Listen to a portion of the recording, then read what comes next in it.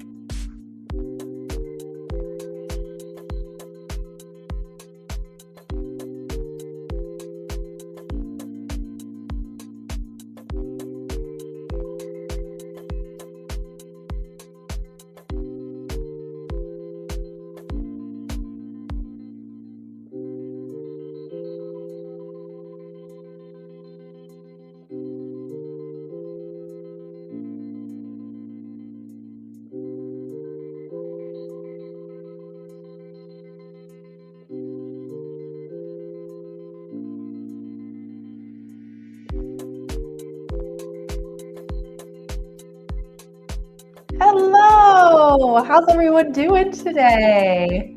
Good to see you. So we were noticing as we were kind of waiting for the countdown timer, just like you guys, we got a lot of people from the West Coast up bright and early today. Now that I say that, all the East Coast people just said hi. Yeah. But good morning. We are glad you're joining us today.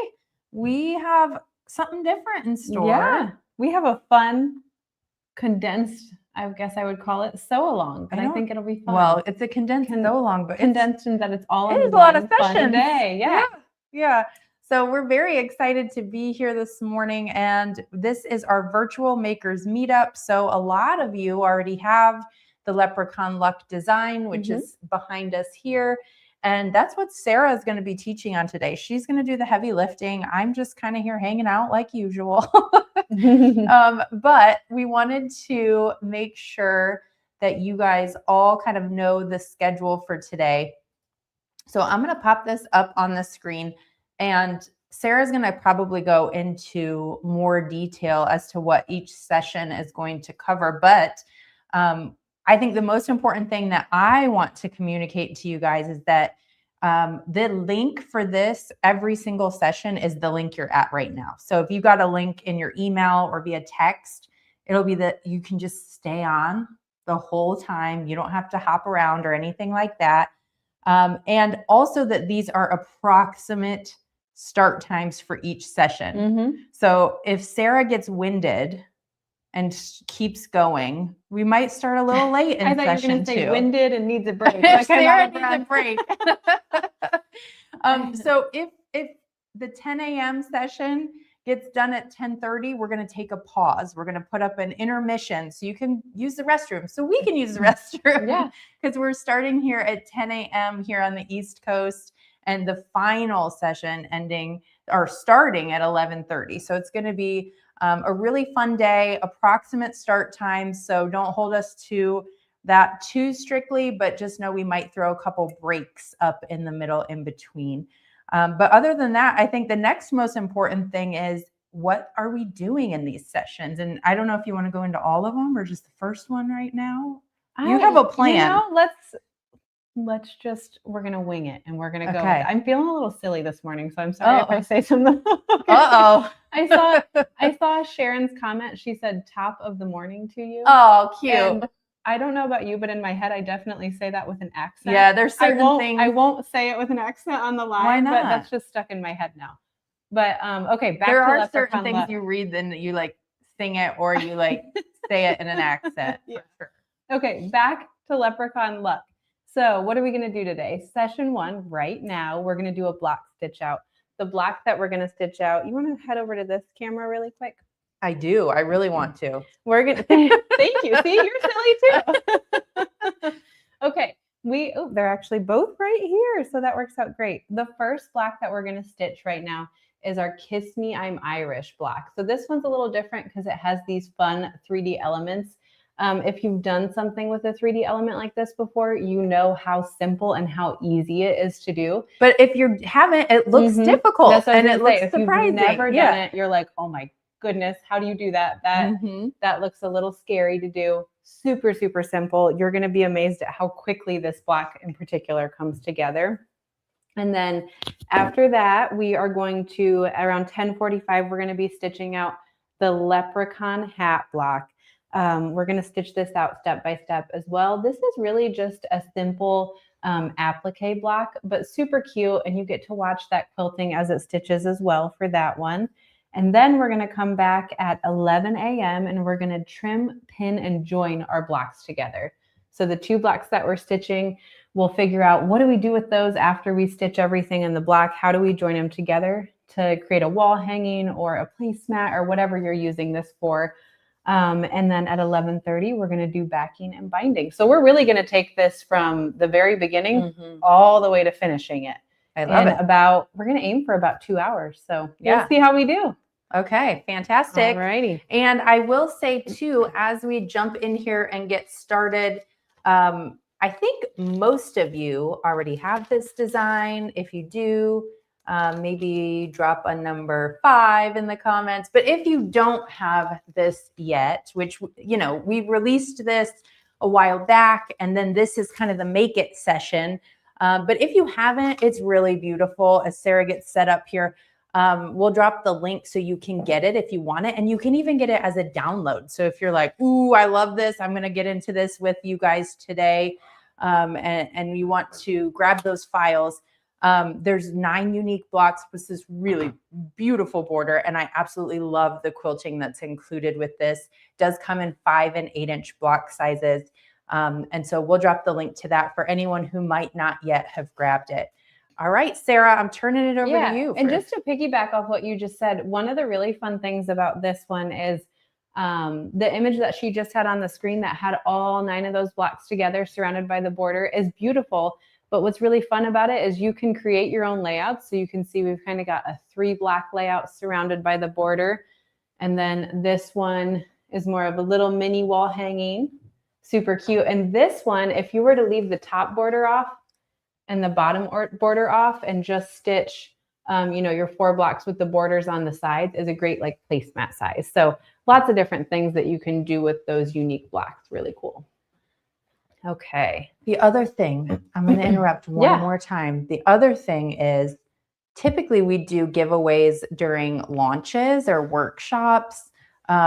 This is a little different today, but we couldn't resist. We started seeing your guys' comments and we knew you were excited to be here and hanging out with us today. So I just realized this light's not on. I got to fix that.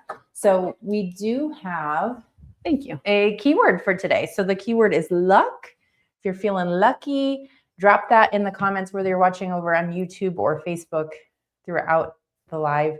And I will do this in the middle. So after the 11 o'clock session, I'll pick a winner. Okay. Sounds good. Okay, let's jump into it. So we're going to stitch that Kiss Me, I'm Irish block. Really fun. Well, fun. I don't know what that means, but really fun block. It's so fun. You had to add an L. Yeah. So this block has 2 hoopings to create the block.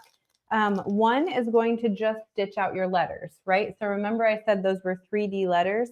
So the first hooping, and I have this here because this is my little supply list. So when I'm stitching this block, one thing I want you to notice, this is my file name over here.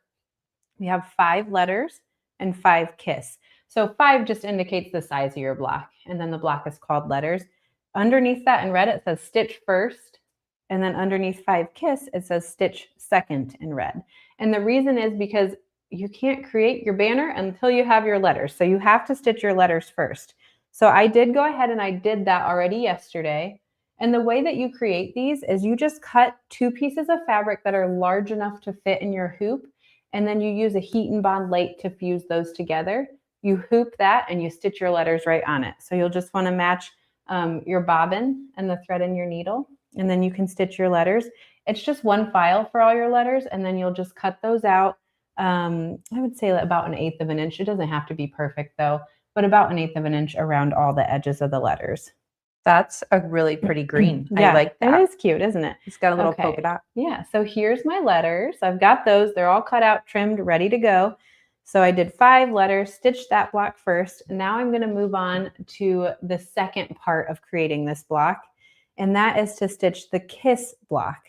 So this, I've already got my battleizer in my hoop. Now, for those of you, if anyone is here and you don't know what battleizer is, that is our batting and stabilizer combination. It's a batting product that has the scrim of the stabilizer on it.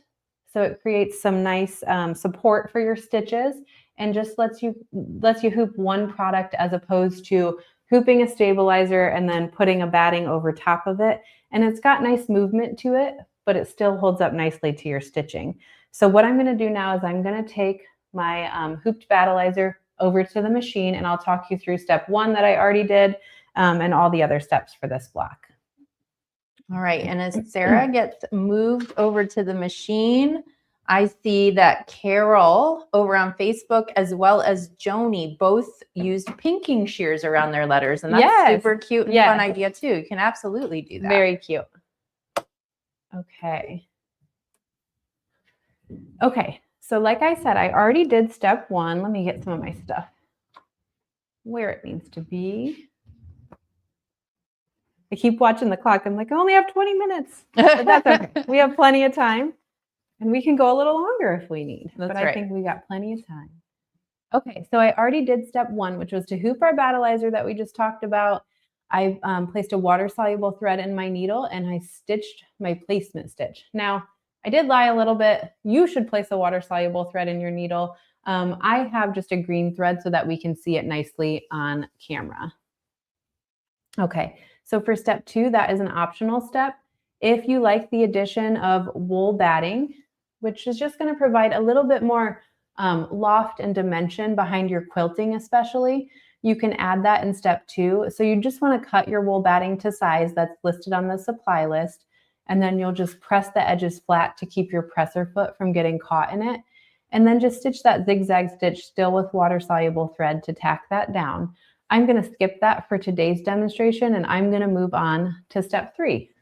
So for step 3, I'm going to take my background fabric. I always get background and backing mixed up. So if you hear me say the wrong thing, just know that's why.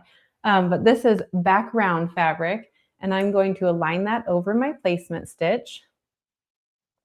I just like to peek underneath each of the corners, make sure it's covering nicely, and then still with that water-soluble thread in my needle, I'm going to sew my placements or my tack down stitch. It'll tack down my block. It's also going to sew the placement stitch for my letters. Again, I do have this green thread in here so that we can see on camera.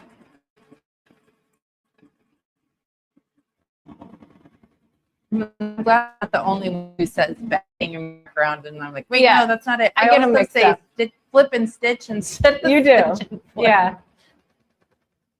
You know, my husband always teases me because for some reason I get the words oven and onion mixed up. That is when very I'm talking. strange. I don't know why. I'd make fun of you too. Yeah. I'd make fun of me too, but you know. Okay, so I see there was a question, unless I misread. No.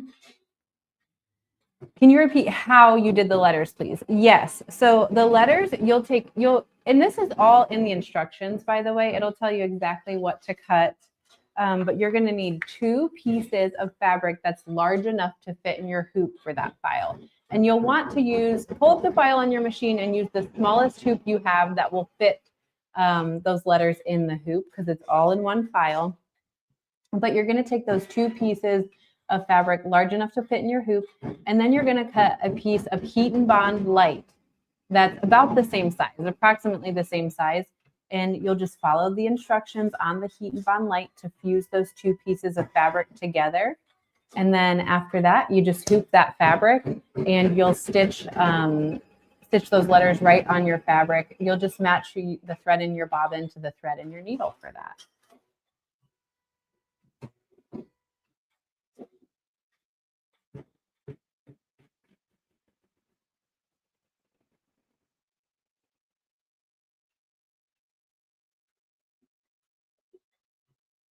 Oh no, Aubrey, you had one pinned and I accidentally unpinned it. I think it was about replays, if you want to answer that. Oh yeah, we absolutely will have replays, and it'll actually just kind of be one big long replay for today. But yeah, on YouTube it stays forever, and if it's on YouTube, go to the lab, you'll see. I'm gonna try. Sarah talked about it on the site in the area where we do some of the videos. We also replay emails. Our email, we're going to have in there as lots of to replays for sure. Awesome. Okay, easy peasy so far. Now we're going to do the quilting. So this is where we get to watch the quilting come together. And if you're joining us and you've never seen anything by Hoop Sisters, never been on one of our lives, you have to know that the quilting is always included. So this quilting that you're about to watch, if I can get my needle threaded, the quilting is included in the design. And I love this. I love this like Celtic knot-ish quilting. Yes. So just change your thread and your needle to whatever color thread that you want. Instructions are going to tell you thread color of choice. Oops, my thread's not behaving. Instructions tell you thread color of choice, so that can be a thread that matches your background fabric if you want, or it can be one that contrasts it a little bit so it shows up a bit more. And the thread that I'm using here is a very very light colored green thread.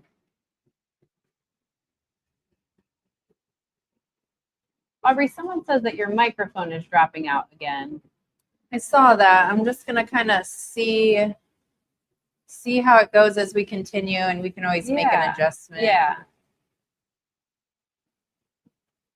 So I cannot see that quilting much at all from where you're stitching. Yeah. You mind if I just showed over here real quick? Okay.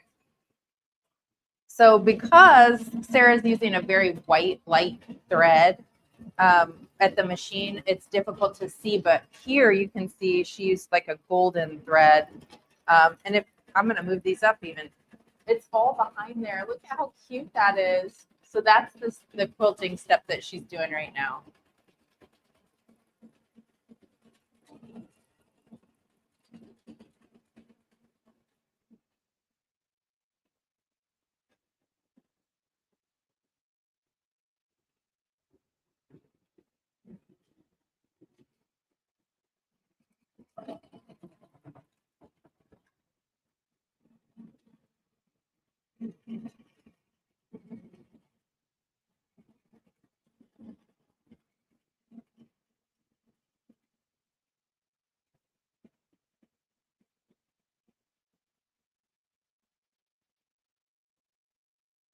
So Miss Mary said, did you put the heat and bond on the fabric and bond both sides together before stitching the letters? Yes. Yep. You'll bond both sides together.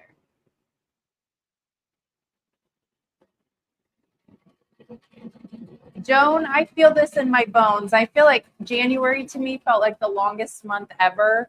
It's already February 10th and a short month. I feel this like, uh-oh, better get moving on this. This month is going fast. And I saw another comment. I didn't pin it and it's already gone, but Sarah, someone said they're working on their hummingbirds and then this is next. That was so fun.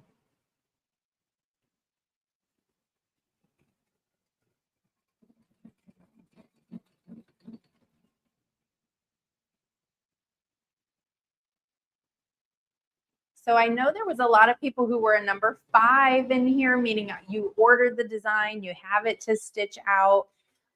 Is there anyone in here who doesn't have the design yet? Maybe you're on the fence. Maybe put a number 1 in the comments. And then I also wanted to let you all know that I did yesterday create a Facebook event for this, and I'm hoping that you guys would drop pictures in there just so everyone can easily find and see the pictures associated with this event. And if you are a number 5, hi number 1s, I'm so glad you're joining us today to check this out. If you push your pictures in there, we'll encourage everybody. And if you are a number 5, let us know if you've started this. All righty, so we are moving on. We're on step 5 right now. And this is where we're gonna stitch the lettering that kind of falls between the 2 pennant banners. So you'll just use a thread color of your choice. I'm opting for a dark green for this step.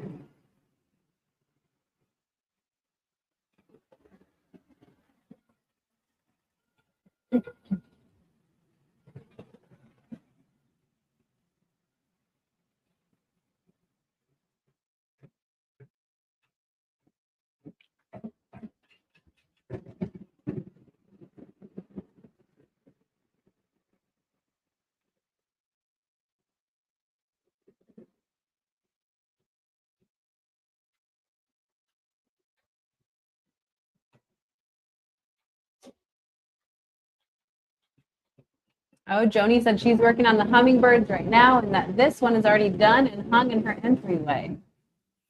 That's awesome. And Janice says this is the last block I have to finish. So fun.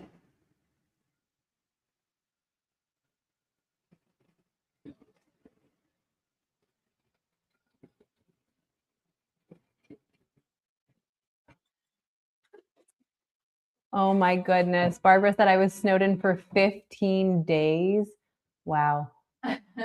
I would have been a little stir crazy. I bet you were too, Barbara. You got a lot done during those 15 days though. Okay, we are on step 6.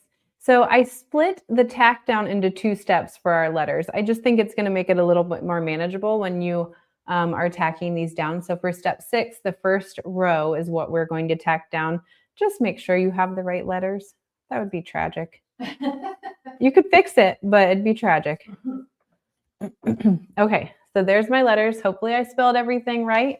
And on this, the step-by-step instructions for this step, it says slow down the machine for this step. It'll just help you get everything in alignment a little bit better. And you might even notice as I do this, I might start and stop my machine right in the middle of this step just so I can maybe align something a little bit better. But how it reads is align the prepared kiss pennants in the placement stitches and tack down the banner using, again, thread color of your choice. But I'm going to stick with that same green that's in my needle already. So I'm just going to align each of my letters in here. And you'll see they're a little bit bigger than the placement stitch, and that is perfectly a-okay. I think some of what makes this block really cute to me is that it doesn't have to be perfect. You don't have to trim your letters perfectly. You don't have to have them aligned perfectly. I think that's kind of what makes it a little bit cuter to me, at least. So everything's placed right where I like it. I've got that dark green thread in my needle. I slowed my machine down as much as I could. Let's tack these things down. As it does this, I'm just going to kind of hold my letters. You might want to use a stylist if you are not comfortable having your fingers this close to your needle, and that will work just fine.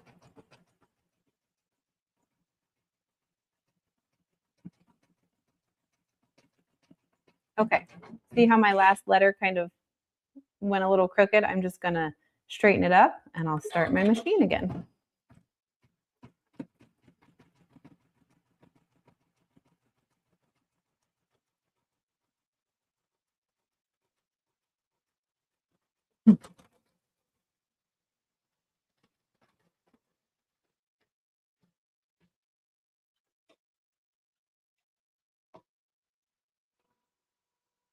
Okay, now we're on the last step, which is step 7. And it's the same method that we're using here, just different letters. So now down here, we're going to put Irish.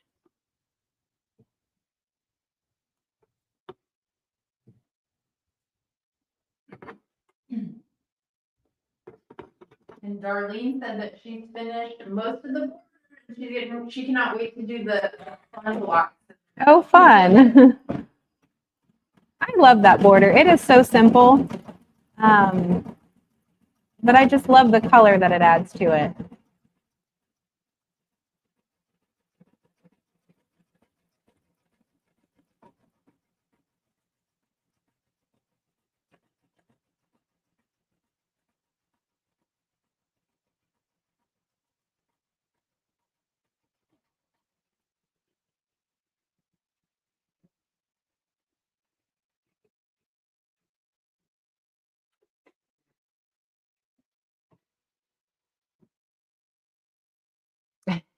I'm kind of laughing that you said that, Aubrey. They probably heard that. Okay, Beth said, Beth, can let me know if you can hear me in the comments. Obviously, if you can't, you're not going to let me know that. We're seeing a few comments on YouTube specifically that Aubrey's microphone is dropping in and out. But let me know in the comments. Oh, she said, duh, I figured it out. Oh, okay, good. Okay. I'm going to bring this over to the other camera, Aubrey. Mm-hmm. See, I think over on Facebook, they can hear everything that we're saying. I got rid of my mic, so I'm okay. So yours or switching to the computer. Okay, got it. I did see a couple people. You want me to get real close to you? I did see a couple people mention this. That you could use like a piece of tape or something to hold your letters down to, whatever works best for you. Yep. And Gail said that, and then Joni kind of echoed and said she's even used blue painter's tape for that kind of thing. Yeah. So. I was real close to you, so I hope my breath doesn't smell bad. Mine smells like coffee, so. Okay, so we're done with our Kiss Me, I'm Irish block. I'm going to take it out of the hoop. I'm not going to trim it yet because that's what we're going to do around 11 a.m. Mm-hmm. But here's my cute little block, completely done. I think I've answered all the questions as we went. So what we're going to do right now is you want to take a little bit of a break maybe we'll switch our microphones during the break since there's a few I think we'll comments, and then we can come back at 11:30. All right, we will take 10:30. What? 10:45. Oh my goodness. Tell me to get it together. So it'll be about a 15-minute break in between sessions, allowing us to, so I don't have to talk into Sarah's chest the whole time. Get the mics sorted out, and we will be back for the next session.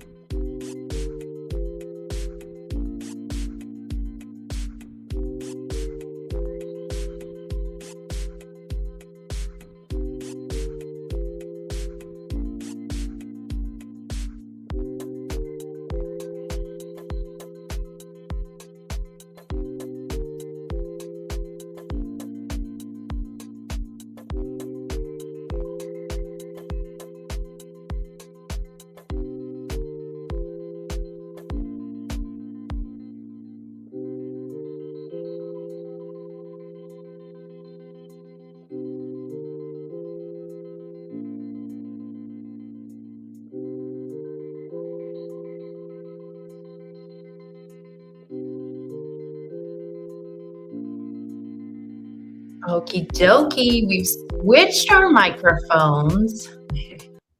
It's gonna work now, right?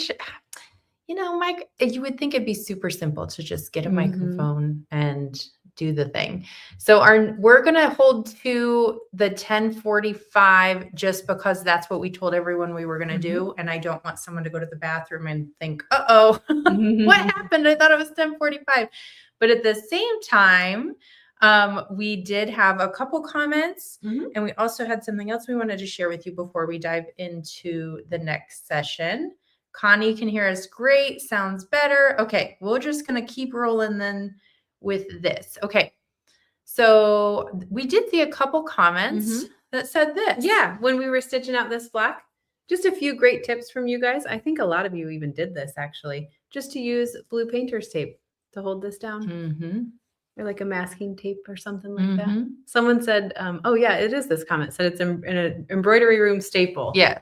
I knew what it said, but I didn't actually read it when you put it up there. You pinned it. Okay. And then Peg looks like she's got a couple blocks stitched and the third on the machine. Awesome. That's awesome. Fantastic progress. Share a picture with us. Yes. When you get done, share a picture and you tell them where you want them to share it. Share it in our VIP Facebook group. You can share it in the Facebook group. I also have an event, like technically an event in there that we can put sort of everything. So for this design, so everyone can see everyone. So whichever you want to do. In fact, I wanted to share my screen and hope that this works okay, which I always like to give it a little bit of a check because it can be finicky. But it's going to work just like the sound is working. Yeah. I think it's going to work. Yeah, it better work more than the sound is working. Okay, it didn't work. Let's try it again. Let's try it again. Where the heck am I at? Okay, let's try this. Sometimes it just needs a warm up and it like takes couple tries.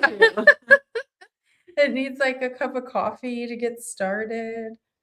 It's like when my alarm goes off in the morning and I hit snooze a couple times. Yeah. Okay. It's working. Yay. Fantastic. All right. So a couple things I wanted to show you. First of all, Leanie, awesome. This is our VIP group on Facebook. Lots of fantastic supportive members posting wonderful projects. And this is Leanie's project. So we wanted to give her a shout out. She was brave enough to do the horseshoe in silver leather. That's really cool. It's really cool. That is really cool. So she made that project her own for sure. She said the gold coins, wait, go back down. Gold coins are gold sparkle vinyl. How fun. Very cool. Very cool. That's so fun. And I love all your different colors in there. And then I had another one that just popped in. Maybe I need to refresh. I had another one that just popped in. Here it is from Carol Buckley Dylan Louderback. This is not only her adorable Leprechaun Luck blocks, but her fur baby as well. So cute. So cool. So I love to see that coming together. Love your greens and your quilting is looking amazing. So we just wanted to, as we were switching over before this next session, kind of give you guys a shout out because you did a fantastic job. Okay. I think we're back over here now. Nancy, I'm not really fully Irish either, but I can appreciate it for sure. I'm with you. I'm with you.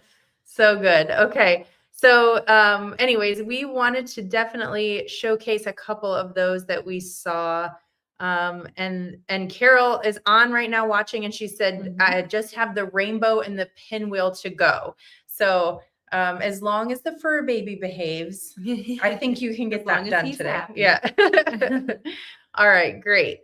I have my vinyl ready for this project as well. Fun. So lots of people getting creative in here, and that makes it even more fun. Okay.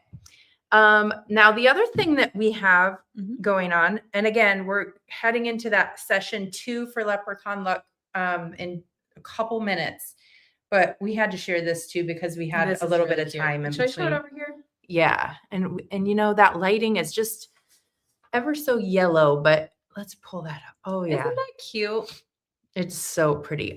I love the quilting, the background. Yeah, it is cute. I don't even know. She didn't even use wool in here. So it's because it's more like a mug rug, but it still looks like It does have a lot of puffy and dimension. dimensional. But super, super cute. And it's finished. I'm going to assume, I'm making this assumption because I've never made this or Annie seen her did this, instructions. Yeah, Annie made this, but it looks like you don't even need to pull out the regular sewing machine. It's just all done in the hoop and then trimmed and turned.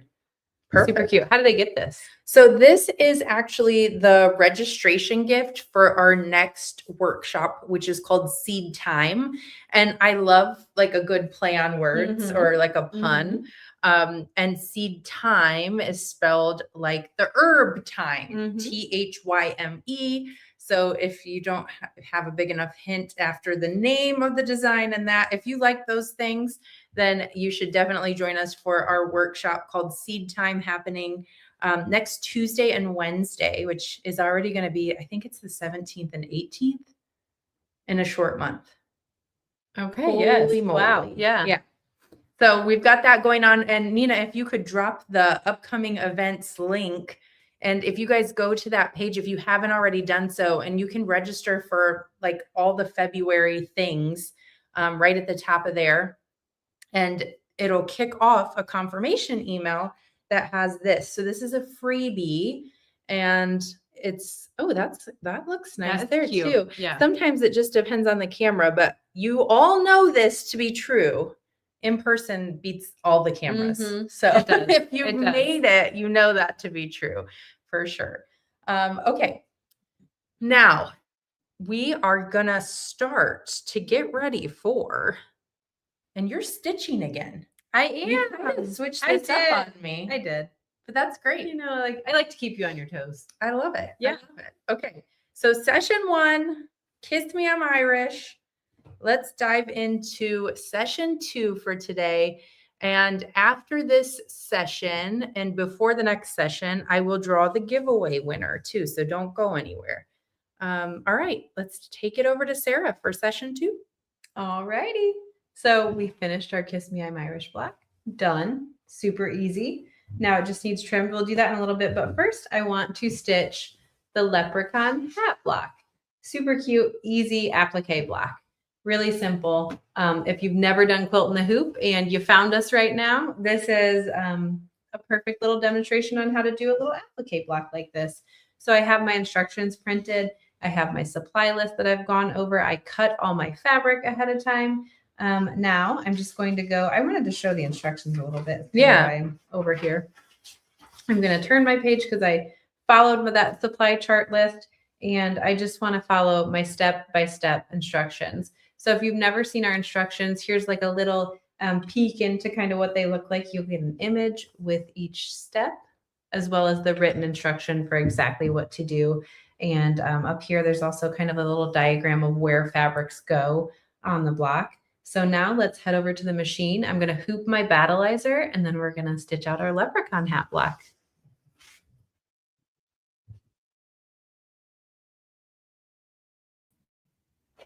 All righty.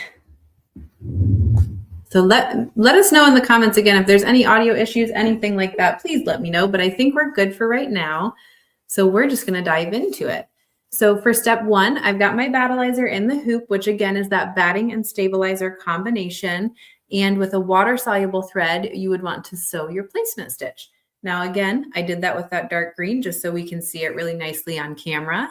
And then we're going to move on to step 2. Step 2 is an optional step. If you like to add the additional wool batting to give more dimension behind your quilting especially, this is a perfect step to add that.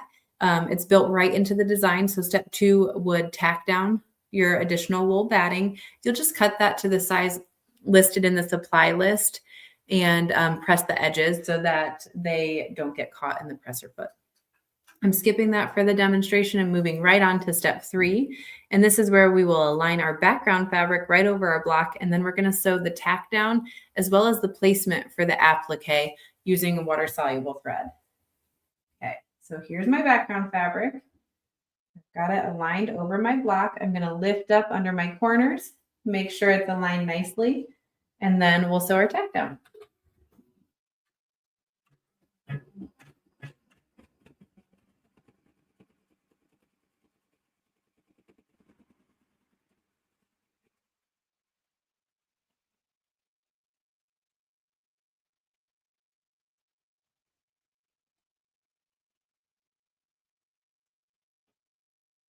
Okay, now that that's tacked down, you're going to see it stitch the placement stitch for the leprechaun hat.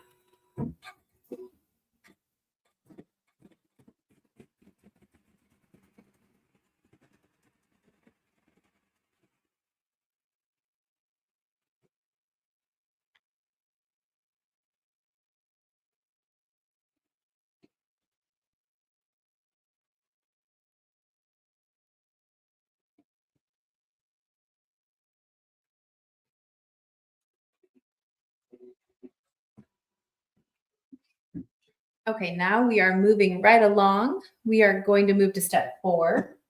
And step 4, you're going to sew the quilting. So I'm going to change the thread in my needle to whatever your quilting thread is. So if it's one that matches your background fabric, or you could use a contrasting thread. The thread I'm using today doesn't quite match, but it is a very, very light green.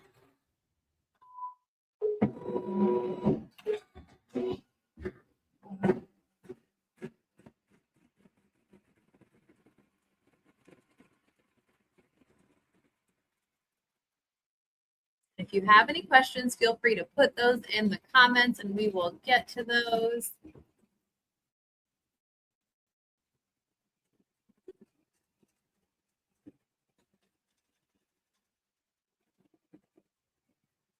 Aubrey, I just pinned a comment. Do you want to answer that while I'm stitching away over here? She was just asking how do you access the free gift? I'm going to use your microphone. Okay. Hi, Dawn. Glad you're here. So the free block with registration, once you get registered, check your email, and it might take a few minutes, but then you will get a confirmation email. And if you have any questions, just email Nina and we'll get you taken care of. It's at nina@hoopsisters.com. It's so cute. Like, you got to get it. You do. It's free.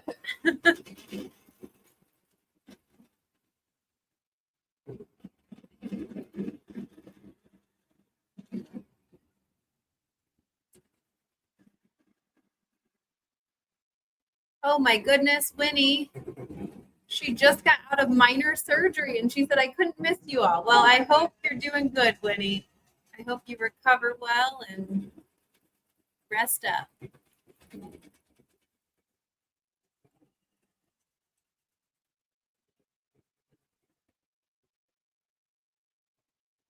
I love the quilting on this one. I also love that for the quilting on this block in particular, if you do use that additional wool batting for that extra dimension, the quilting is cut out where the applique is, so you're still going to get that dimension under your applique.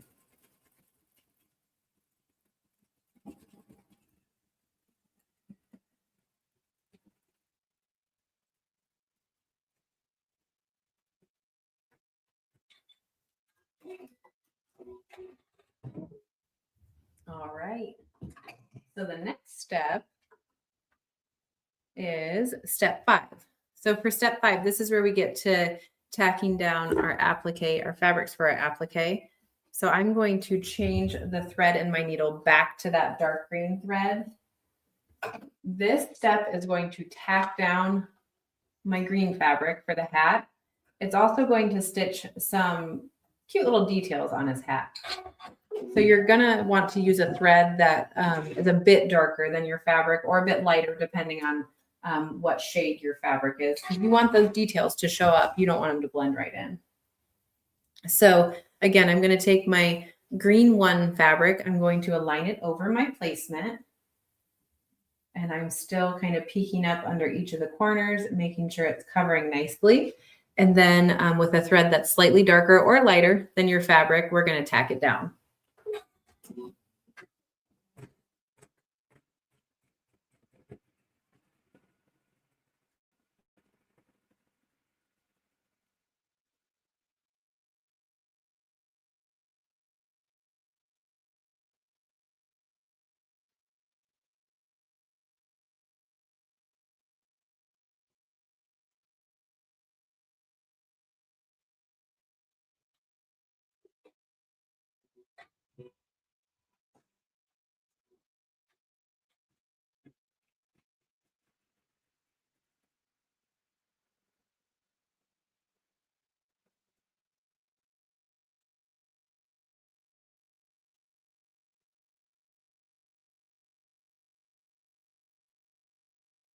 Miss Penny, the word for the drawing is luck. Just type luck. You just got to do it one time and you'll be entered in there. Aubrey, Barbara said she really likes that she can register for the whole month at one time. Thank you for the feedback. Yeah.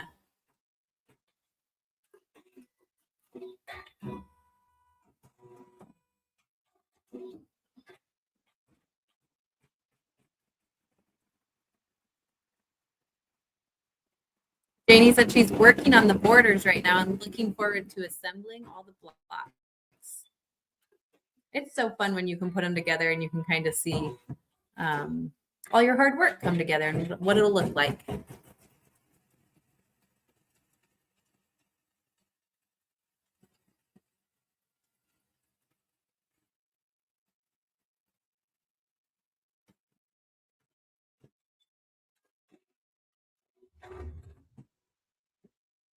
Okay. All right, so now that we have our fabric tacked down on there, we've got our cute little details. What we're gonna do next, before we move on to the next step, is we're gonna grab a pair of our Hoop Scissors Mini with that nice offset handle. We're gonna use this to trim close to the tack down stitching on all sides of our hat, including right in the middle, right along this area. Okay, so when you're stitching, you wanna leave your hoop on a hard, flat surface. Don't place it in your lap, because the odds are you're going to shift your design a little bit, could get out of alignment, and then your satin stitches won't match up. So definitely keep it on a hard, flat surface. And then what I like to do, let me get around this area and then I'll tell you. So what I like to do is apply in the areas that I can a little bit of gentle outward pressure on my fabric. So just gently pulling away from the stitching on it. I think that gives you a really nice clean cut. It gets your where you're trimming even closer to that tack down stitching without clipping the thread.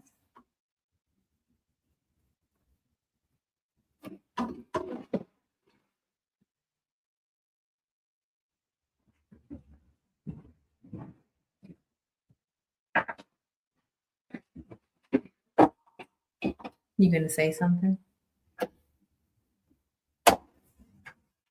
Okay. Aubrey came over. I didn't know if she was gonna say something.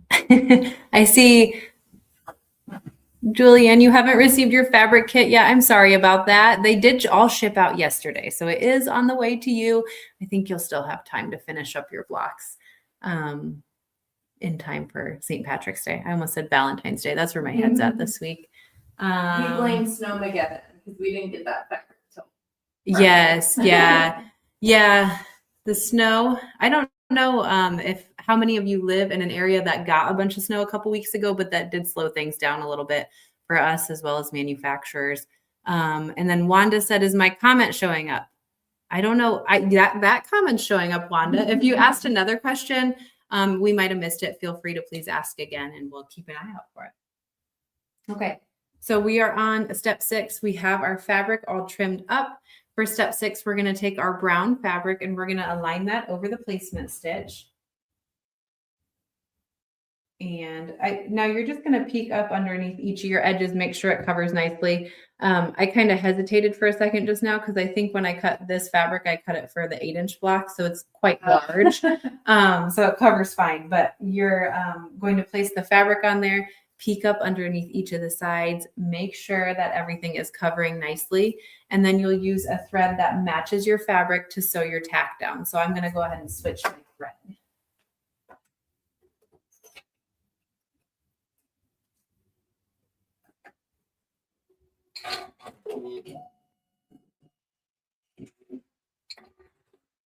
Okay, now we're going to stitch our tack down.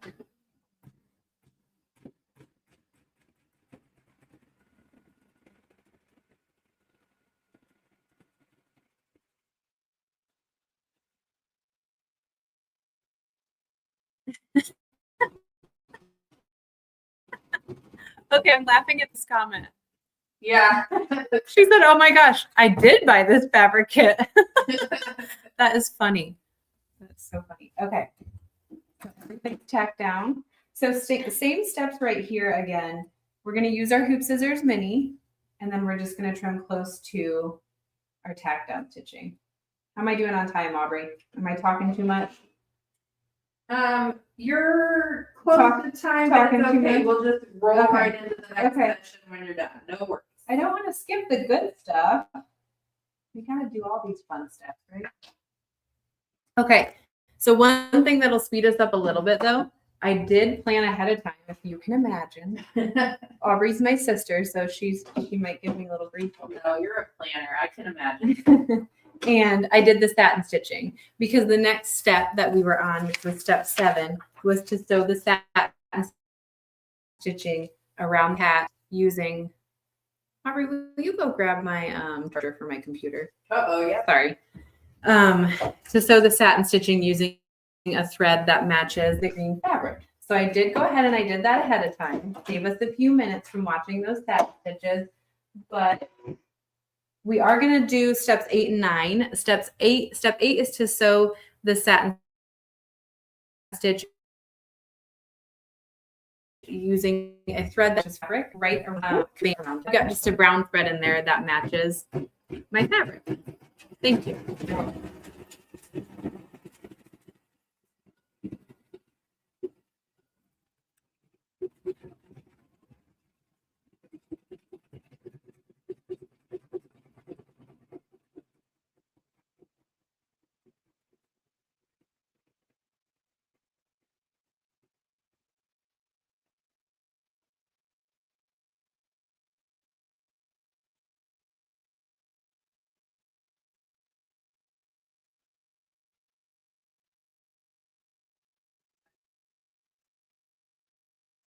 Technology is not our friend today. That's what I've determined. Yeah. Were you talking about the machine? I don't know. I might have been. Yeah, oftentimes our audio will cut out when the machine's going, so I'm hoping that's it. We'll see.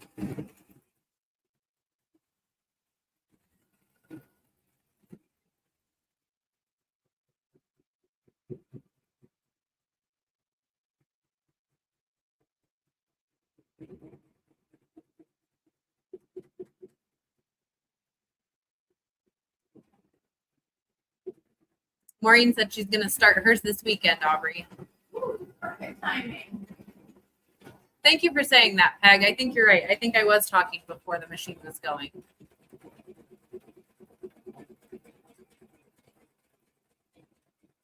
Joan, she said, we can see you. Well, that's good.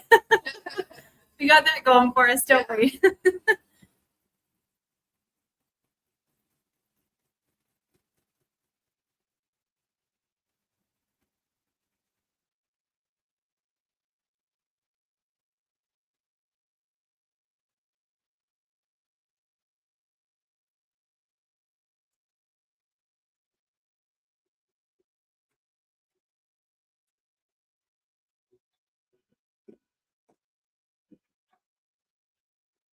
All right, we're almost done with this step, and then we have one last step on this block. And then after that, since I talked too much, we're going to jump right into trimming, pinning, and joining.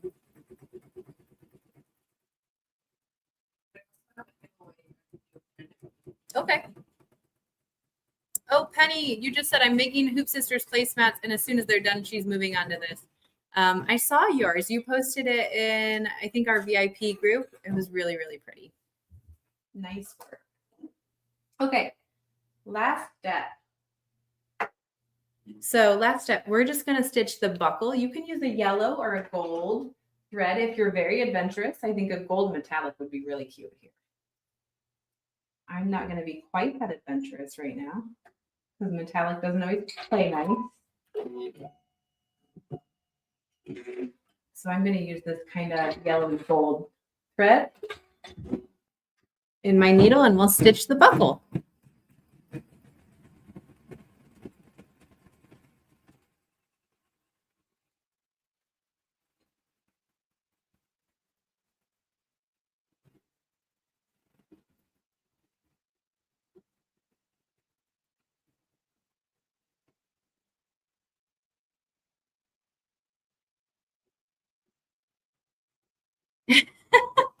You know, Aubrey, I see this comment and I was just thinking, no one has given me grief yet.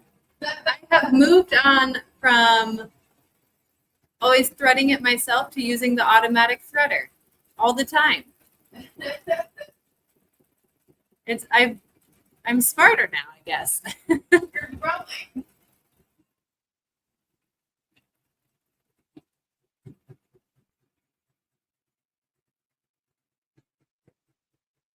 Oh, Debbie said she's getting audio cutout issues only sometimes when her machine is running. Oh, her?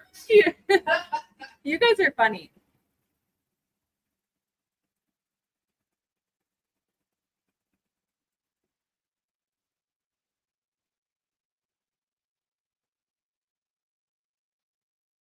Hello, Jean. Welcome in.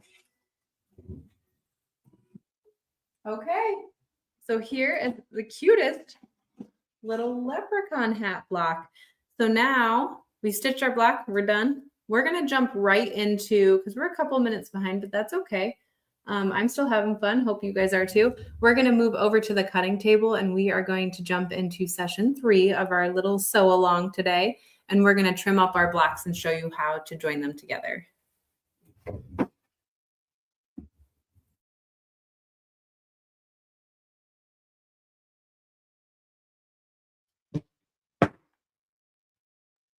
Okay. Let me take this out of the hoop.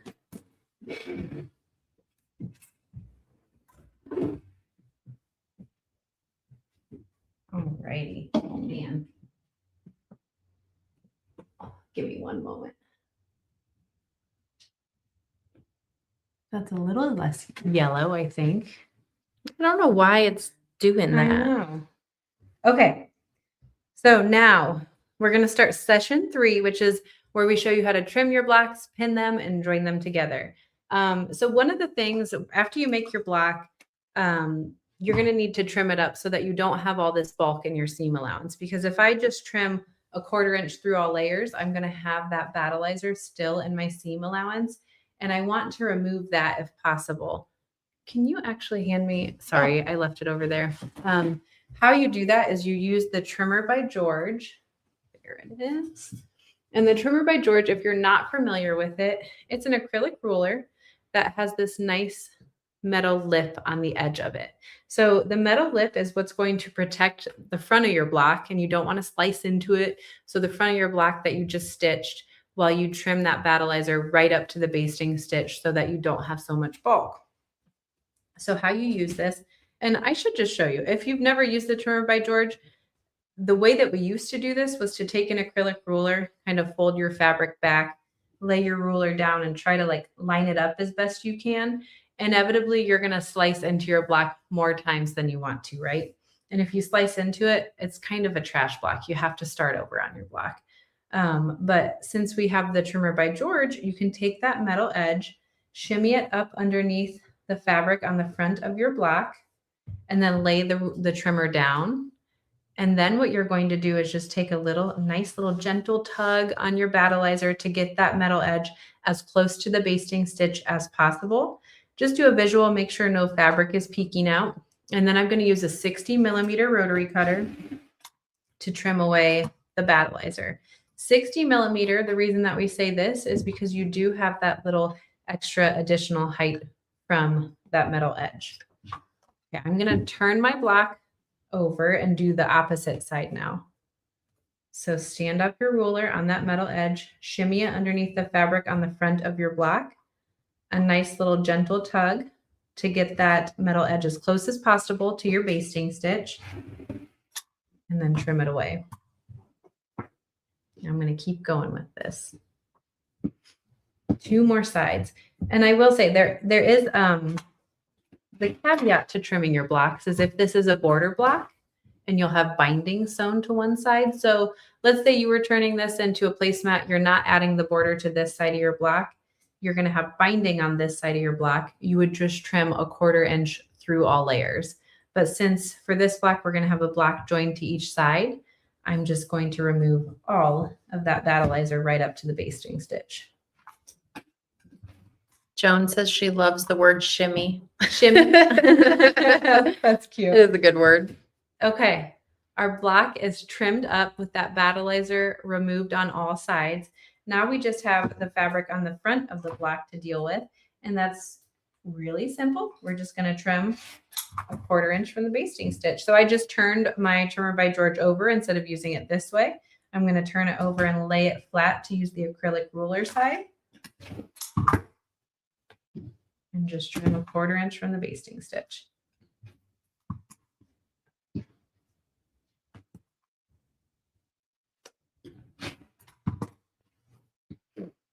Alrighty. There is my first block.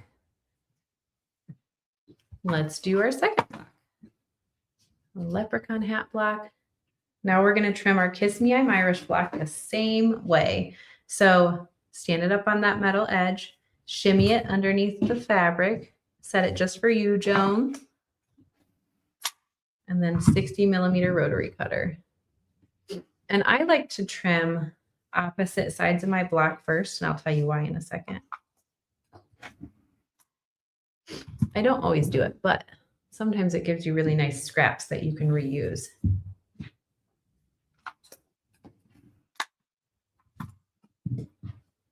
All right, last side.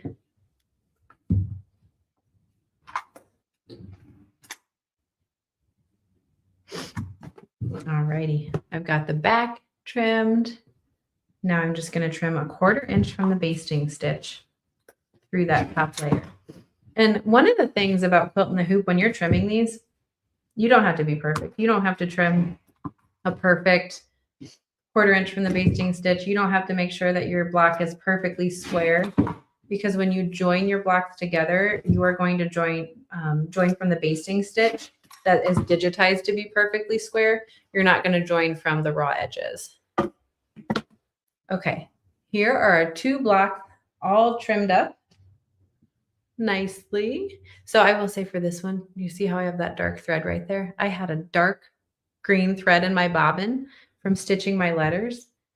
And then I went to stitch, I'm just telling on myself right now. I went to stitch my quilting and it kind of came through the top right there. So whoopsie, don't do that.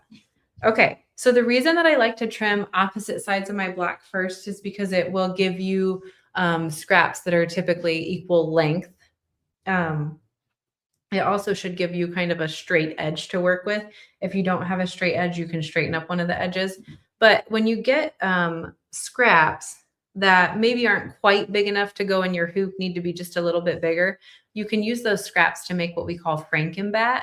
So you just take your scraps, butt those straight edges. This edge isn't straight, but if it were, you'd butt your straight edges right up next to each other, go over to your sewing machine and just use a zigzag stitch to join those together. And then once you have a piece that is large enough to go in your hoop, you can just pop that piece of frankenbat right in your hoop and you can stitch a new block on it. So it's a great way just to use up some of your larger scraps, especially that might be too small for your hoop.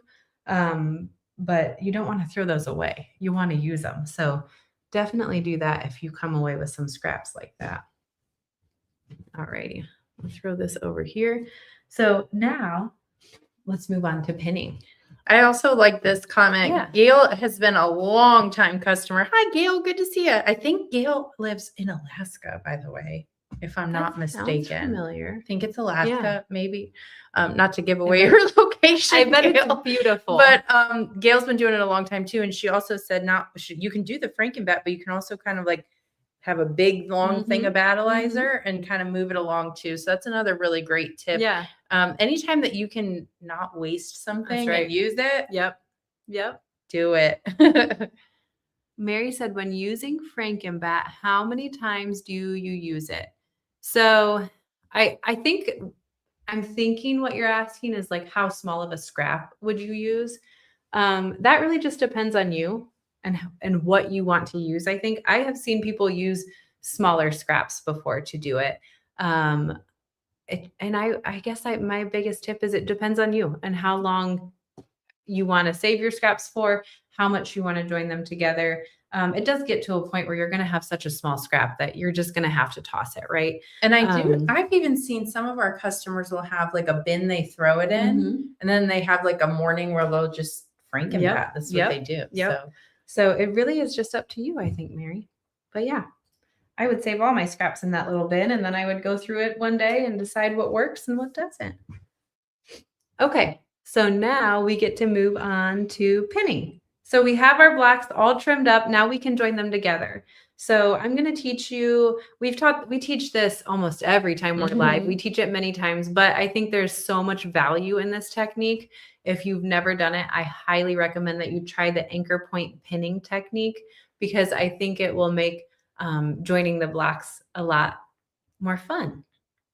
So we're going to place our blocks right side together. But before we do that, for the anchor point pinning technique, the first thing that you want to do is find match points within your block. So some designs are going to have quilting or applique that flows from one block to the next, and you want those points to match up. That would be a match point. For these two blocks in particular, and for all the blocks I would say in this design, you don't really have areas that are going to match up within the actual edges of the block, but you do have two match points, and that would be your corresponding corners. So you have your first one and your second one.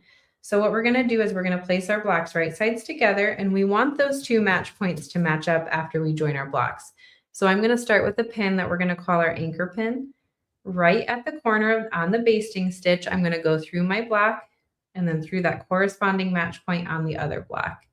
And I have my pin going directly through my block. It's not in the seam allowance and then going down into my block. It's just going directly through. On that other match point, I'm going to do the same thing. Okay, so those are my two anchor pins. Now that I have those in there, I'm going to take another pin and I'm going to go through my seam allowance and then right down into my block, right next to my match point, or my anchor pin rather. So the point of this anchor pin is to keep your blocks in nice alignment so that they don't shimmy. I'm saying that for Joan again. So they don't shimmy or get misaligned when you're pinning down into your block. After I have this pin down in here, I can remove my pin, my anchor pin, I should say. And then I'm going to go over to my other anchor pin and pin through the seam allowance and right down into my block. Then I can remove my anchor pin. Now, I think for a 5-inch block, you're probably okay with these two pins. If you're doing an 8-inch block, I'd probably recommend a third pin. And how I would do that, since I don't have any match points, is I would get these two pins right near my corners. I'd get those in. Then I'd come in and I'd pinch my block right in the center. And I'm just going to take another anchor pin and go right through at the basting stitch, right through both of my blocks. Then I like to kind of open up my blocks. I want to make sure I caught the basting stitch on the other side. I'm a little bit high, so what I'll do is I'll remove it and just go right below where it was, right at the basting stitch. And then I've got my anchor pin right where I need it so that I can take one more pin and pin right through the seam allowance and then down into my block. And then I can remove my anchor pin. All right. If you guys want to give me one moment, I'm going to head over to the machine, my machine, so that I can draw blocks together. Where stitching is right from one corner of my stitch. I'll pick up a stitch and then I'll come removing as I'm going, and stitch or two rest my base stitch. You get moved there. One says, were you all the first ones up with the word bat? I don't know who, somebody came up with that. And it's like the battleizer. So it's probably someone, one of our customers or us. I don't know. Do you know, Sarah? I don't know. That's a good question. We'd have to find out. Okay, sorry. Give me a couple minutes. All right. Well, she's getting set up. I also saw that Marjorie says her last project was done with all Frankenbat. How cool is that? So instead of spending more money, she figured it out and Frankenbat the whole thing. That's really cool. And Joan is also loving that register for the month all in one place, and loving that she can get all the dates on her calendar. Isn't that great? I'm so glad to hear it.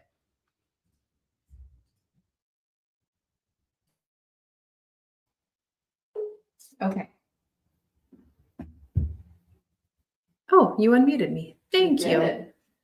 Alrighty, so I've got everything switched out. I'm just going to place that neutral thread in my needle. I have a pre-wound bobbin in my bobbin, and I'm just going to get started stitching right along the basting stitch as I do this.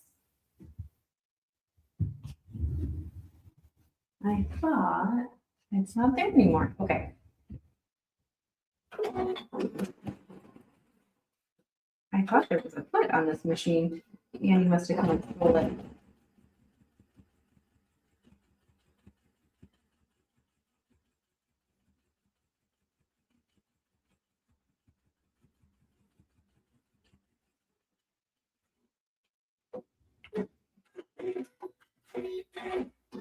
Alrighty, moment of truth. So we'll open it up. And so what I'm looking at, because like I said, we don't have a lot of match points within the block on this, I'm just going to look at my basting stitch at the top and at the bottom. And as long as they align pretty nice, I think we did a pretty good job. So let's head back over and we'll talk a little bit more about pressing.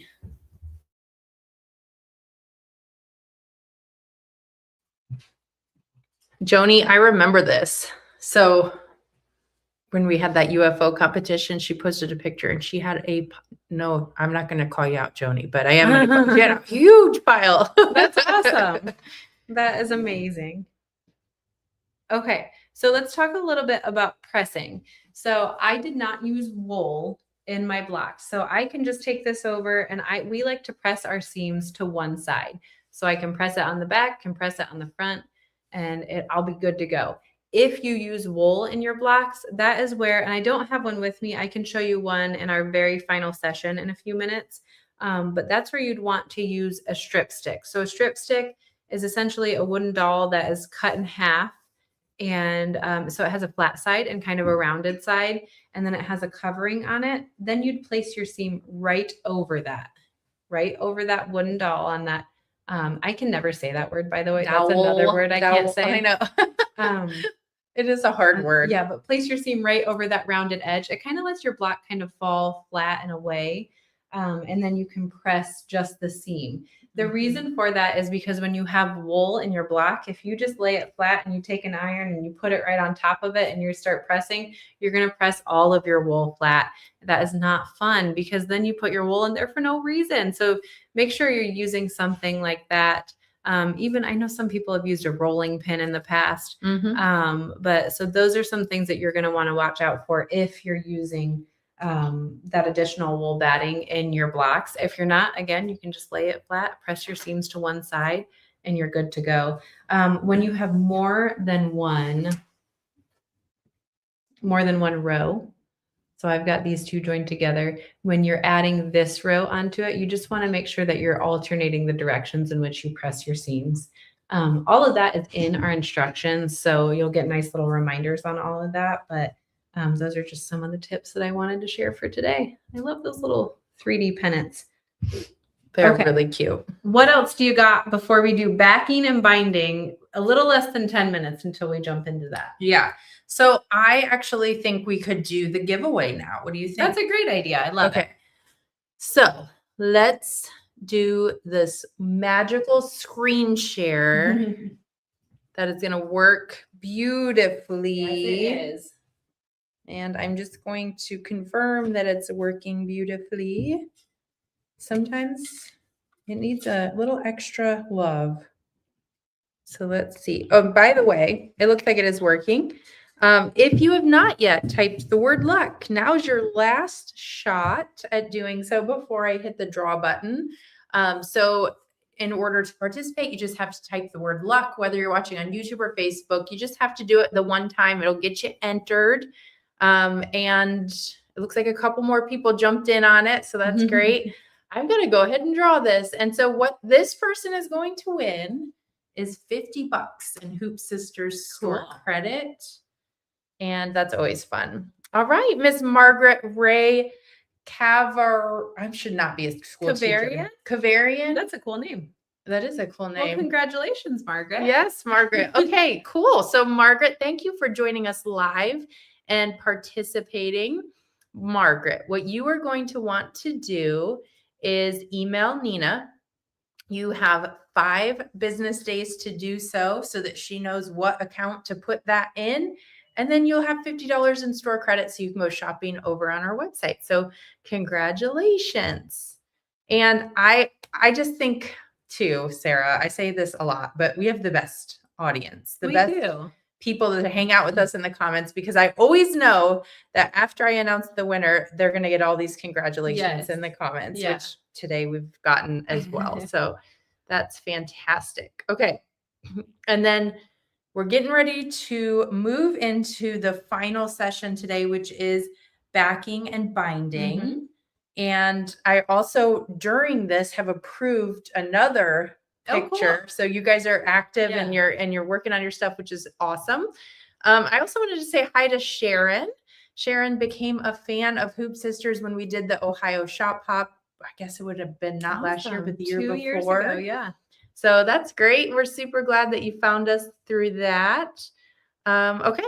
And the other thing, since we have just a couple minutes, I do want to pop this back up here. So if you're joining us maybe for the first time, or you're just kind of watching this all come together and you haven't yet jumped in, now's the best time to do so. So we'll drop that link so you can go check it out on the website. It does have the 5-inch and 8-inch. Sarah's working on the 5-inch size right now, and that quilting is all included. So if you're here because you already have it and you're checking out how to put it together, fantastic. And if you're kind of watching along the way thinking, you know what, I think I could do this. You can, and you can grab the design from our website. So, all right, Sarah, we are about 5 minutes before the last session, but I think we should just keep rolling. What do you think? Or do you need to go to the bathroom or get a drink? We can do that. We can do that if I was going to use that time to just press my block really quick. Okay. But I mean, that'll just take a minute. Okay. If you want to hang out with them for a second. Sure. Let's do it. Do you guys mind if we do that? I'll be right back. You guys mind if we just roll on to the final session for today?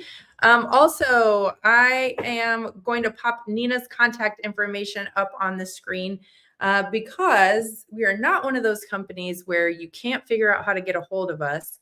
Her phone number and email is on the screen right now. She's also in the comments dropping links and all that good stuff. So be sure that if you have any questions to reach out to Nina. And I do see the comments about sound. I honestly am not quite sure. We've switched mics and all that stuff, and it seems to be working for some people and not others, so I don't know. We're just going to keep rolling. I did see someone say they refreshed, and that seemed to help on their end, so maybe try that too. Okay. Anything else? Oh, I did have, as I said, I had a new post. We can always share that too while she presses her seams real quick. And I don't know where it went. Oh, and Penny, I think, is on, and she was talking about her placemat, which is super cute too.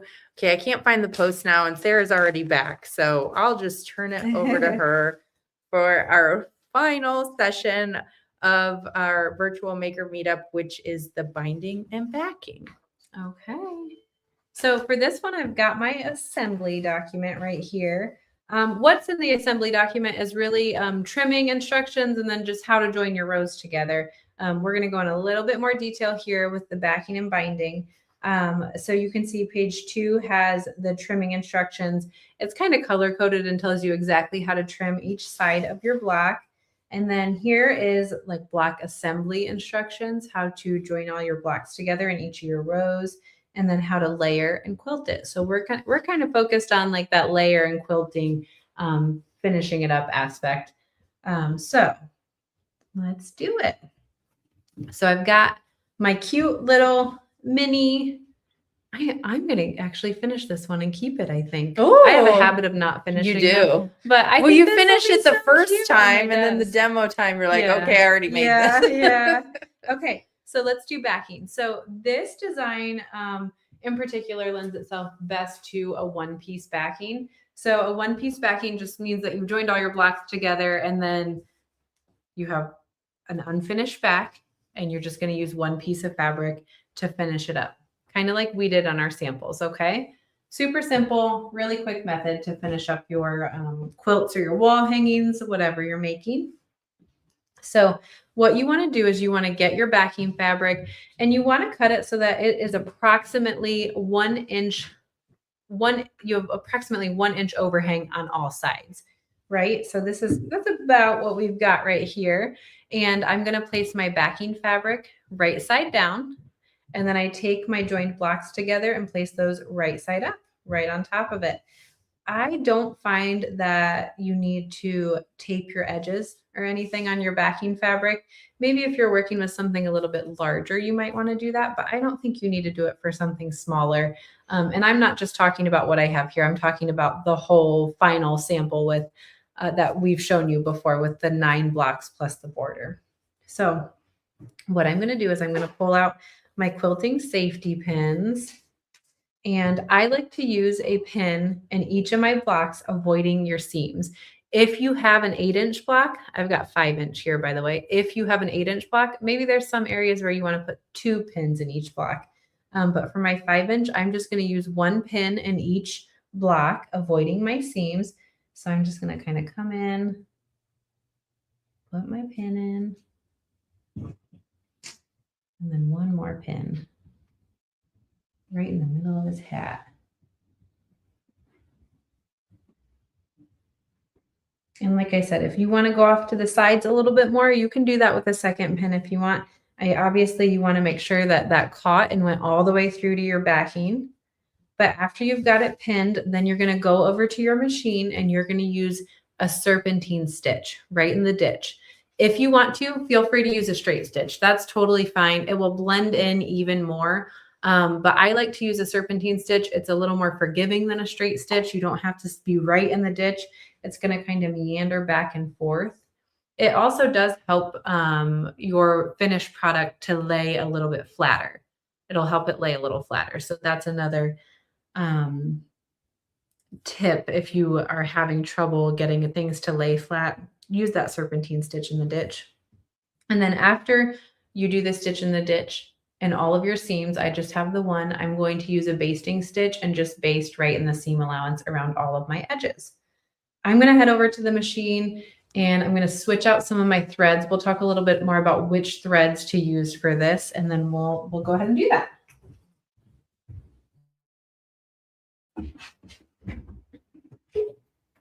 Alrighty. So I like to use a monopoly invisible thread in my needle and my bobbin. And I actually didn't think about a pre-wound bobbin before this. And I don't know that I have one. So if you don't want to use monopoly in your bobbin, because I know monopoly can be challenging to work with. Sometimes it doesn't want to behave, right? It's invisible, so it's hard to see it sometimes too. If you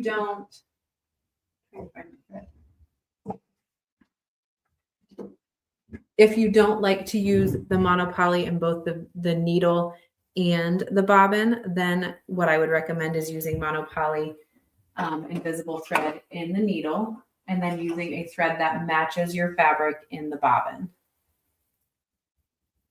Let me get my needle threaded with my monopoly. And the reason that we say monopoly, that invisible thread, is because when you're doing that serpentine stitch, you want it to blend right in. And this thread is what will allow you to do that. Okay. So I've got a thread that I'm going to call this a thread that matches my backing fabric. It does not match my backing fabric. It is much darker than it. When you're joining yours together, make sure you're winding a bobbin and using one that truly does match your backing fabric, because then on the back, those stitches are going to blend right in and you won't even see them. And then in my needle, I do have that monopoly invisible thread. Now I'm going to go on my machine and I'm going to find my serpentine stitch. Give me one moment.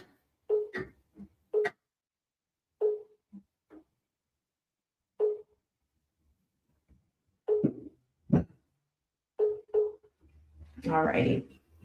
So I've got the serpentine stitch pulled up that's just pre-built into my machine. And now I'm going to stitch it right in the ditch. It's going to just meander back and forth.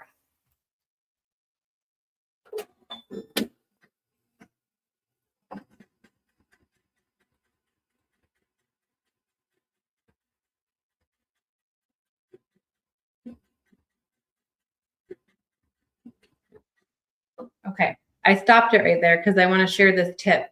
Where these pennants are, I don't want to tack down my eye. So what I'm going to do right here is I'm going to switch right back to my straight stitch.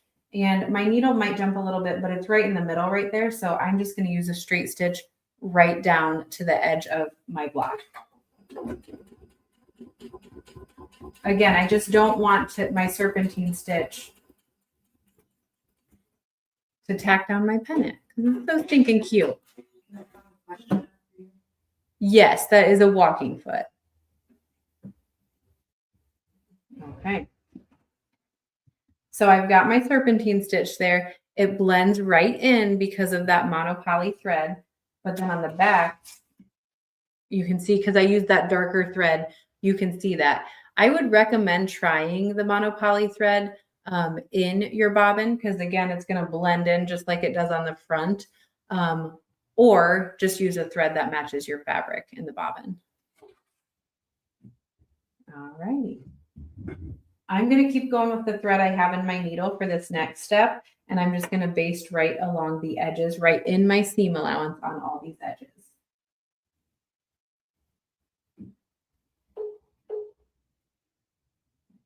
All righty.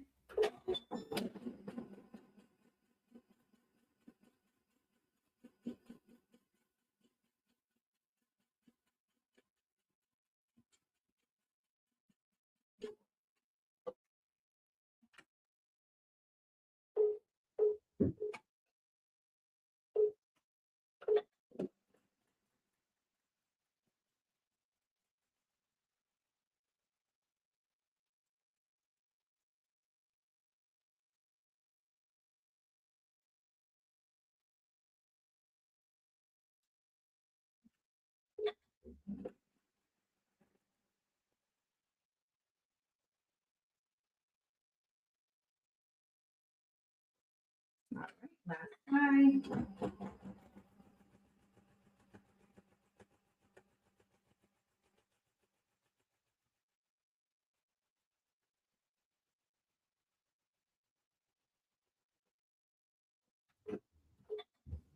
All righty.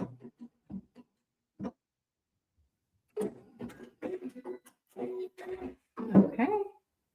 So we basted around those edges now. So our one piece backing is on. Let's go show you how to trim it up.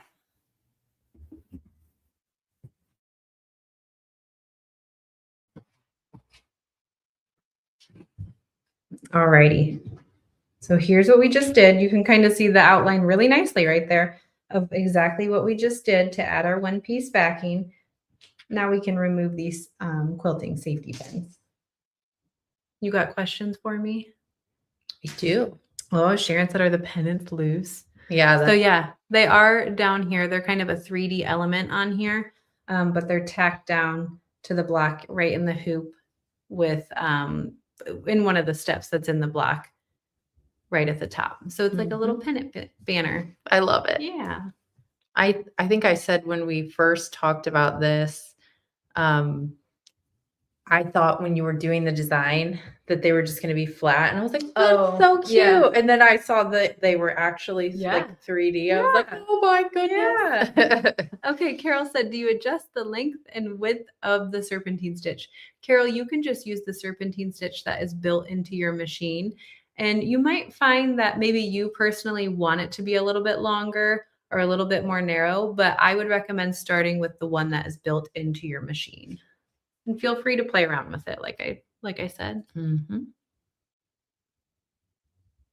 Do I have any tips for winding monopoly into a bobbin? Honestly, my only tip, and you probably have already done this, slow your machine way down. Slow your machine down. It'll help. if you have your machine at full speed, it might create a little bit of friction and heat on there, which might stretch it a little bit. So I would just say slow your machine down. That's the best way to wind a bobbin for it. You can also get pre-wound monopoly bobbins. I think we have some on our website. You do have to know which class. There's 2 different classes, I think they call it, of bobbins. And it'll depend on your machine. So you'd have to know that. So you'll have to know which class or which style you need of the bobbin. But if you don't want to wind anymore because they give you grief, then check out the pre-wound ones.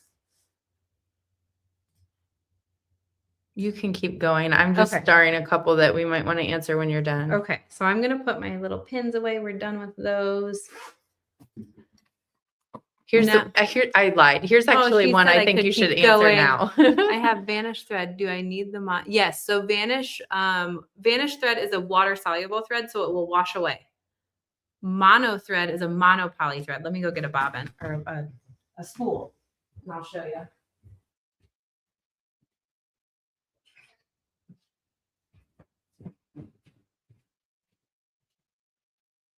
So Vanish thread is a water soluble thread. Like I said, it will wash away. So this comes in a cone like this, or a small, I think 300-yard spool. Monopoly thread is, it's on a spool like this. I can't show it to you because it's invisible. It's just a clear thread. It's like a really fine, like fishing line almost. But they serve 2 different aspects. So your Vanish thread is going to wash away. You're going to use this during the construction of your block for basting stitches, things that can wash away and aren't going to compromise the integrity of the block. The monopoly monofilament thread is an invisible thread that you'll use in the assembly portion of your wall hanging. So you're going to use it when you're attaching the backing like we just did. We use that in the needle. And there's, believe it or not, you'll have to tell me if you can see this on camera, Aubrey, but there's a serpentine stitch that's running right over. Not really. Yeah, I don't think you really can either. But there's that serpentine stitch. You can see it on the back, so you know it's there. And it's right here. But because we use that invisible thread, it just blends right in. You mean the monopoly? Yeah, invisible thread. Okay. Yeah, monopoly invisible thread. Because we use that, it'll blend right in, but it won't wash away. Because if it washed away, the backing would fall off, and that would be so sad. Here's another good tip to answer the question about how tips on winding the bobbin. Yeah. Only do it for like a quarter of the bobbin. Yeah. Yeah. Okay. So our backing fabric is on there. Our 1-piece backing is on there. Now all we need to do to finish up the 1-piece backing is use an acrylic ruler. I just like to stick with my trimmer by George because it's right here anyway, and trim the edges even with the edges of the front. So I just trim a 1/4 inch from that basting stitch. Do this on all sides.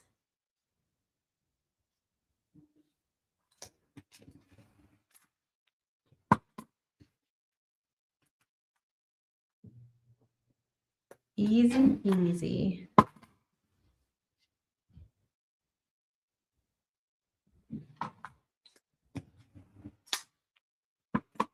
Okay.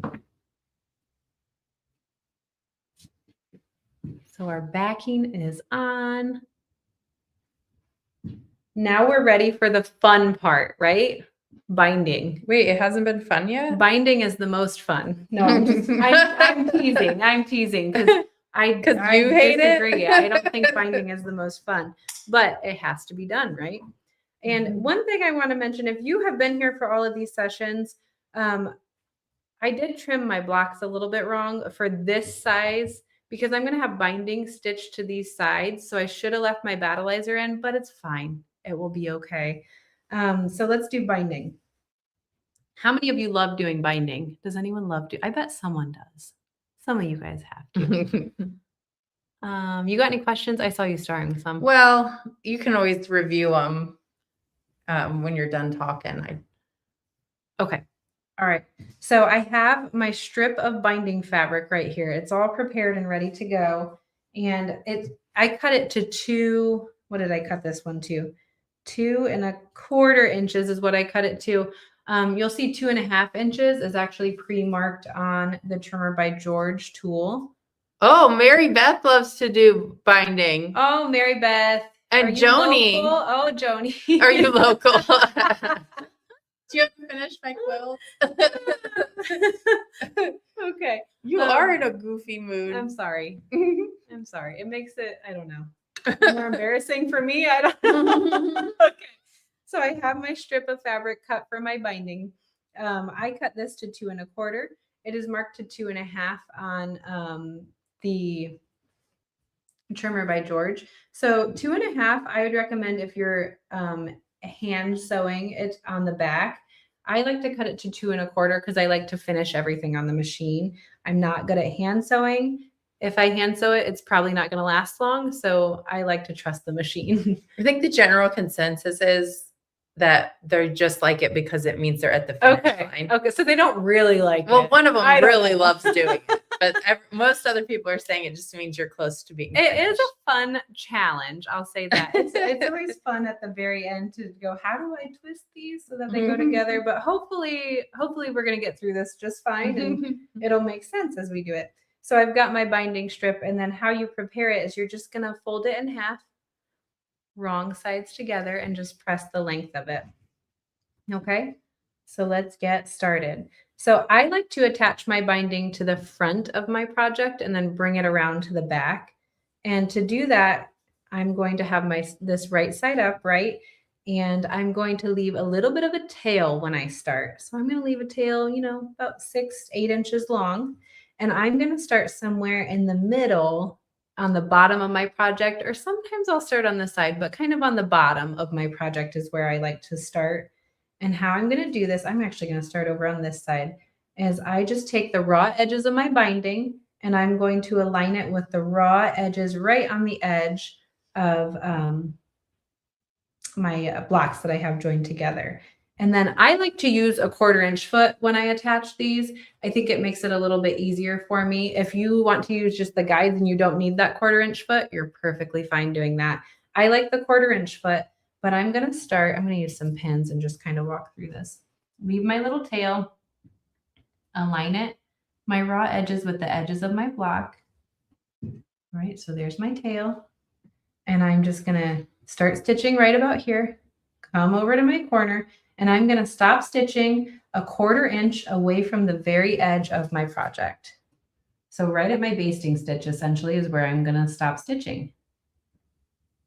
So I'll put a pin in there. All righty. And then what we're going to, oh man, that's not going to work. That my pin, it's got to go on an angle. I should have practiced this beforehand, Aubrey. That's okay. Oh man, she says. Okay, so what I'm going to do now is I want to get that nice mitered corner. I'm going to take my binding, fold it back. And one thing that I always think when I'm doing this is I want the edge of my binding to still be in alignment with the next side that I'm working on, right? So I'm going to fold it back like this at an angle, and then I'm going to come back forward. My raw edges are still in alignment. Get this fold all the way up here. See if it'll behave. Okay, so I've got my nice fold in there. I'm going to take another pin and just pin this in place.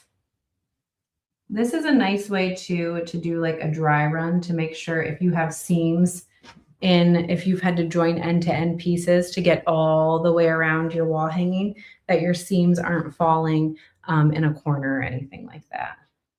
Okay, so I'm going to turn this. Make sure my raw edges are still nice and aligned. Add another pin.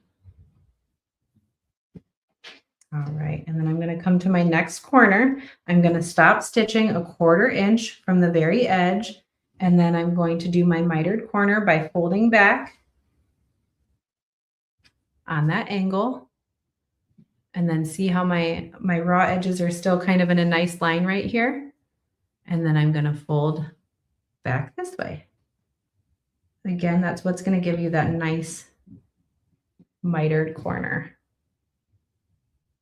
And I'm going to pin and keep going.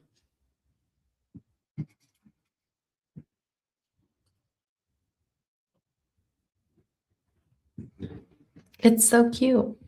2 more corners. It's so cute, she said, and I'm just pinning it in place right now. Well, it's, you can see it coming together. Yeah, yeah.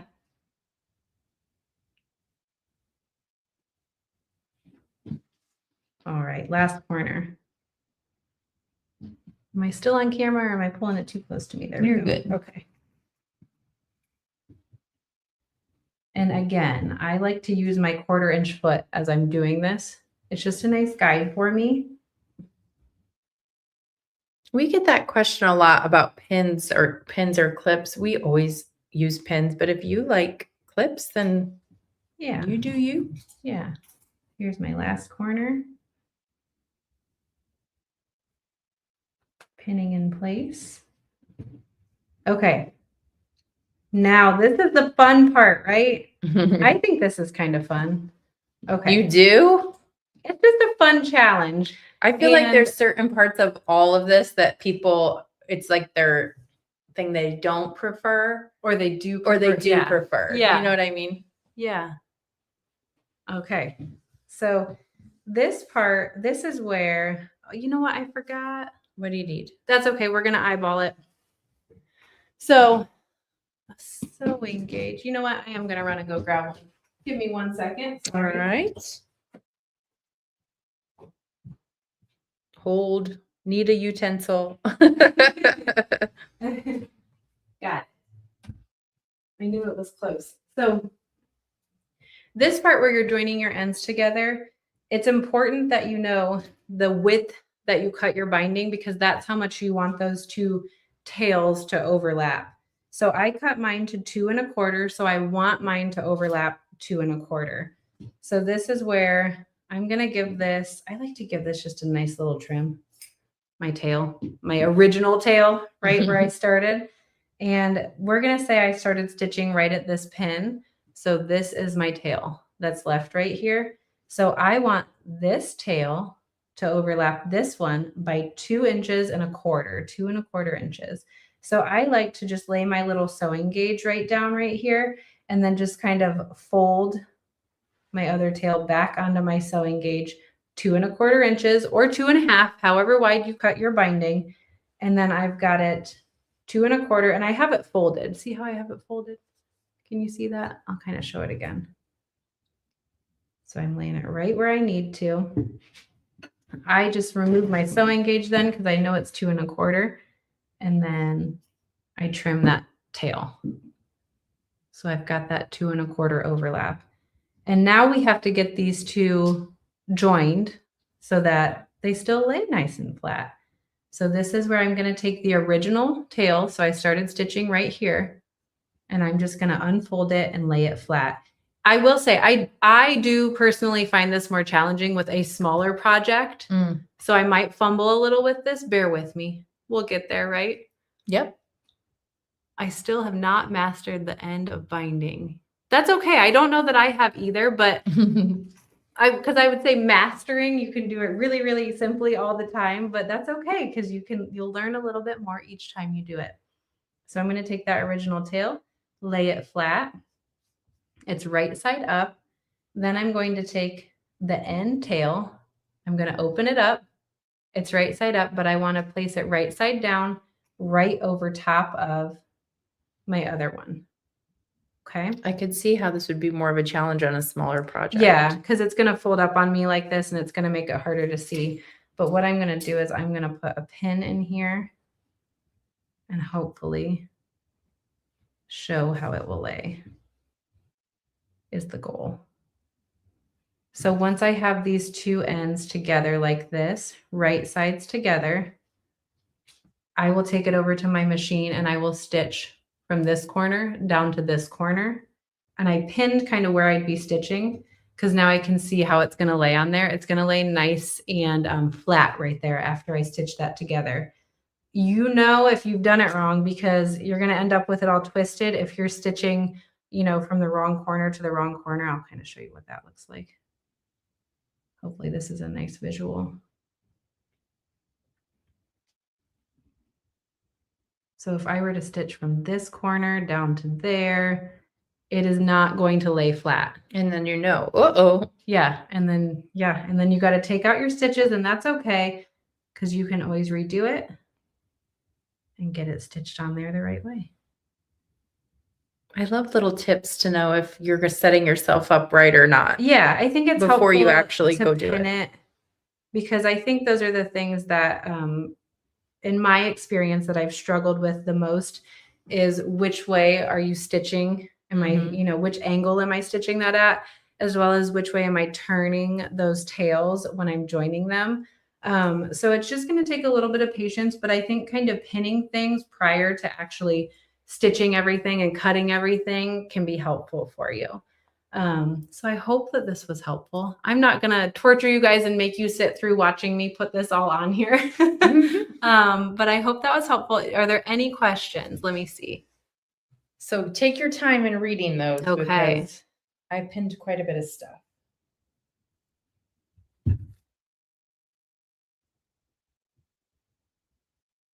So Sharon said, could you fold the pennant over straight, stitch a few stitches, then go back to the serpentine stitch? Yeah, I think you could. So you were talking about when we were joining the backing fabric to our blocks. So right here, I went to a straight stitch all the way down because I didn't want to catch it. Yeah, I think you could probably do a few straight stitches, fold this back, and then go back to a serpentine stitch if you wanted to. Yep.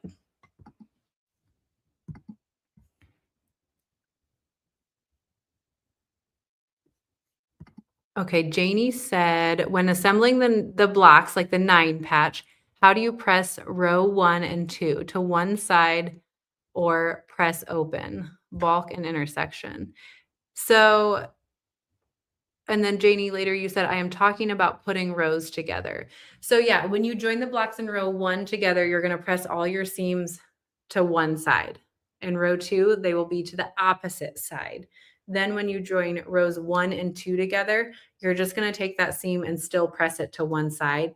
We don't find that there's a need to press it open. I don't think you're going to have so much bulk at your intersection that you'll need to press it open.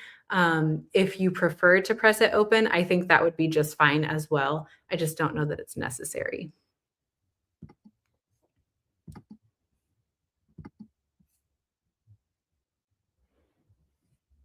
Oh, this is a good question. Do you ever use the backing fold over binding method? I've never personally done that, so I don't know how to, but I bet that would be really cool if you had enough backing fabric on your edges to do that, but I've never personally done it.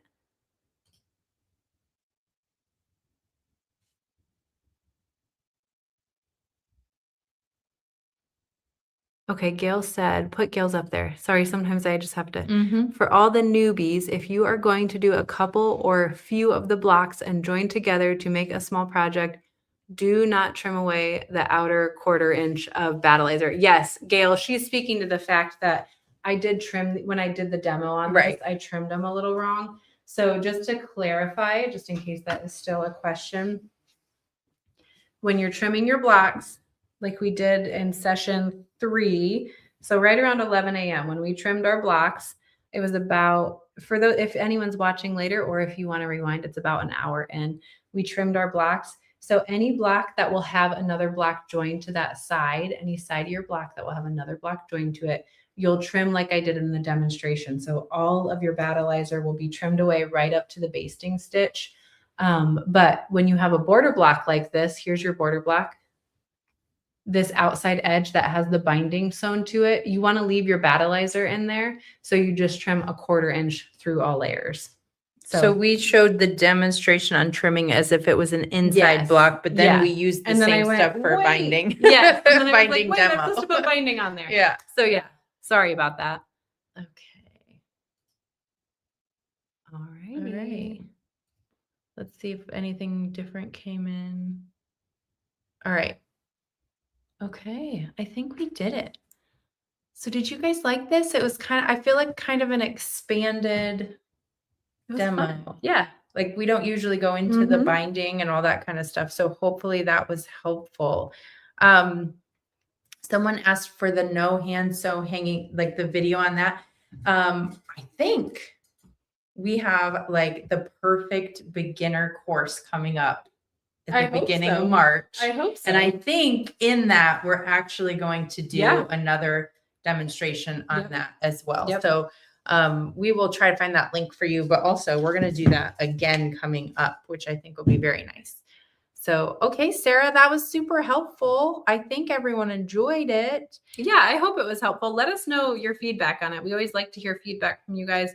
If you liked this format, if we shared helpful tips, anything like that. And it looks like you got this feedback here, which is Well, great. thank you, Pat. Liked the format today. Thank you. All right. You did do a really good job, Sarah. Well, thank you. And Mary says it was good to see it sort of beginning to end. Yeah. So Yeah, good. and Joni likes it all in the same day. Okay, this is good. Thank you, guys. Good to know. Great.